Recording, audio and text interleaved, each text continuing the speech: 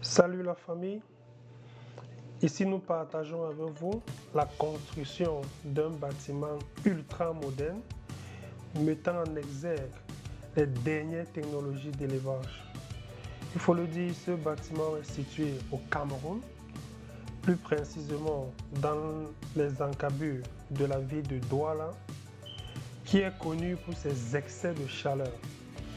Et à cause de cette température élevée, l'élevage des poules pondeuses est inapproprié dans la ville.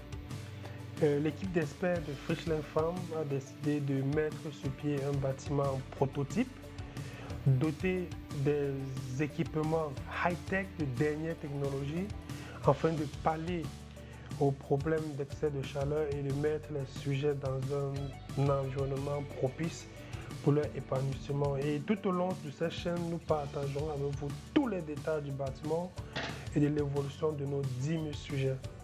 Là, nous sommes à la carrière pour porter du sable, soit-il du sable fin ou du sable granulé. Les camions sont loués comme ça de façon temporelle pour faire plusieurs tours de sable. Là, c'est le départ pour le site, quoi.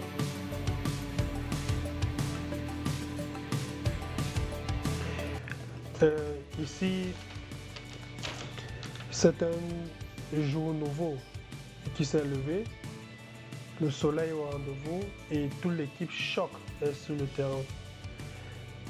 Il faut noter que là, c'est une nouvelle livraison de sable.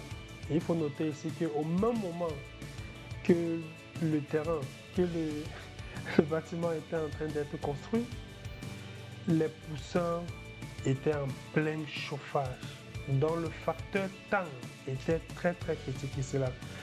On avait dû doubler l'équipe sur le terrain pour pouvoir mener à fond le travail, quoi, pour pouvoir satisfaire nos rendez-vous, nos délais. Et vous pouvez voir là sur le terrain, on frappait les parpaings sur place, sur le terrain. Ici, nous sommes à la briqueterie, sous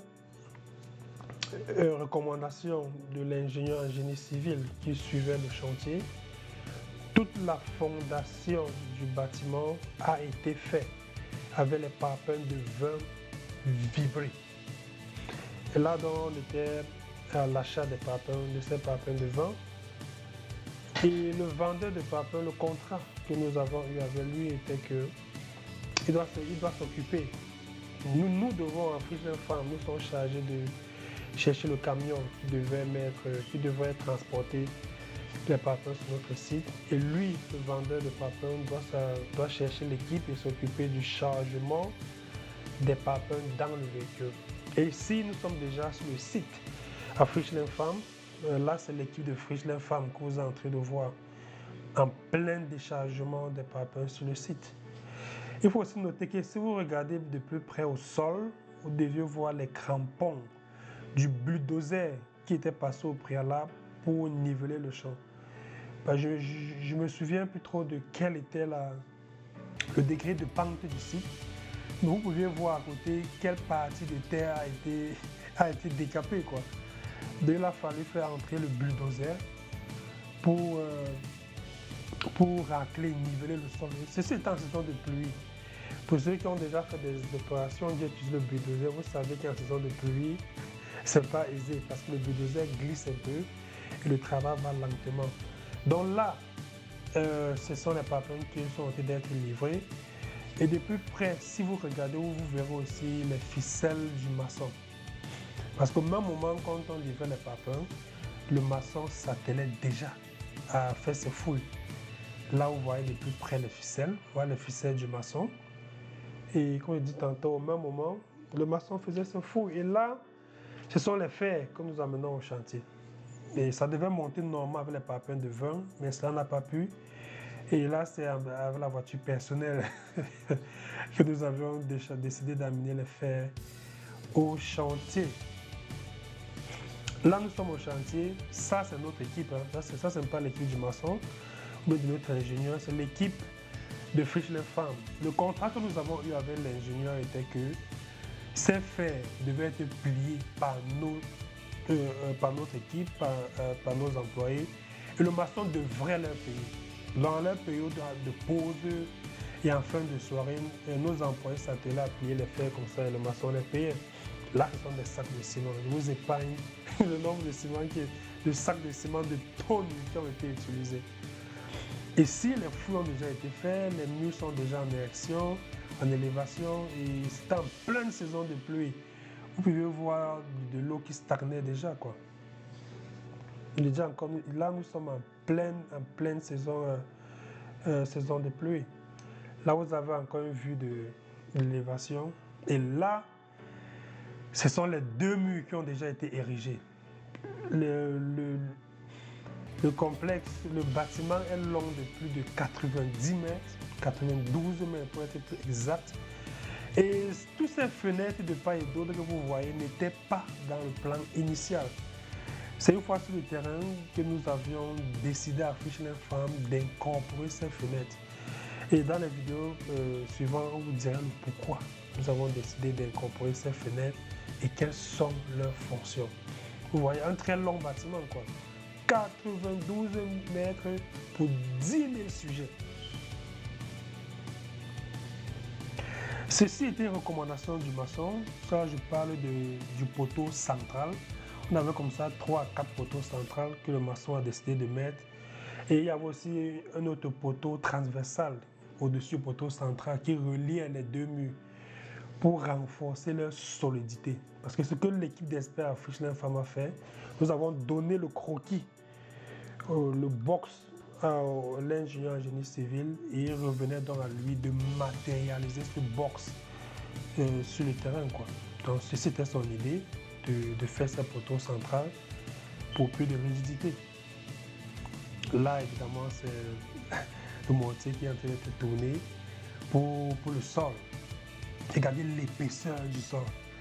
Regardez, vous pouvez imaginer le nombre de tonnes de ciment qui ont été utilisées pour verser, pour faire un pareil sol sur 92 mètres. C'était un truc de fou, quoi. Et à l'origine, on avait demandé que le chef ingénieur boue cela de fer. Mais il a dit non, ce n'est pas nécessaire. On devait, en damant bien le sol et en faisant un truc aussi épais, ça va, quoi. Il n'avait pas besoin de plus que ça. Parce qu'on ne voulait en aucun cas que le sol s'affaisse au fil du temps. C'est dangereux pour le projet. On vous dira pourquoi. Là, c'était le charpentier. Ça, c'est le travail qu'il effectue en une journée. Et ça, c'est le rapport de fin de soirée que nous avons envoyé. Et quand moi, particulièrement, j'ai vu ça, j'ai créé « Oh, scandale !» Et on vous dira le pourquoi. Tous ces charpentes avaient été détruites. On vous dira pourquoi également. Là, c'est la face arrière du bâtiment. Là, on est en train de faire les ouvertures qui doivent contenir les extracteurs. Et là, c'est en parallèle la société d'électricité qui faisait déjà ses fouilles pour implanter leurs poteaux.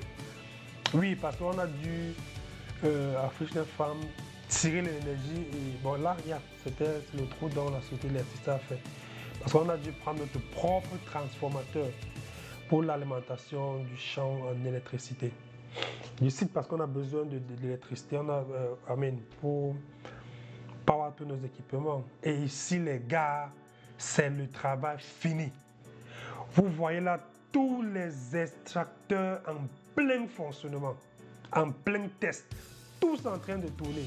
Le mur arrière contenant tous les extracteurs ont été finalisés, crépis, lissés. Tous les extracteurs ont été installés. Et là, on était en période de test et ça fonctionnait à merveille.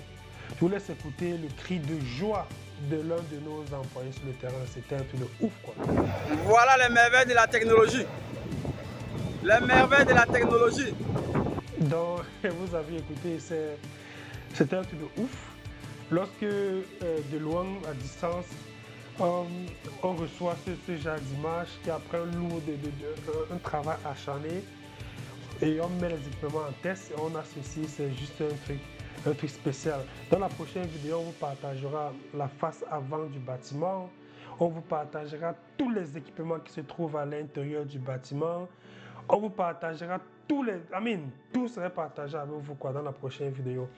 Nous vous prions déjà, les amis, de vous abonner massivement, d'appuyer sur la cloche de notification, de liker les amis et partager massivement afin que la famille s'agrandisse.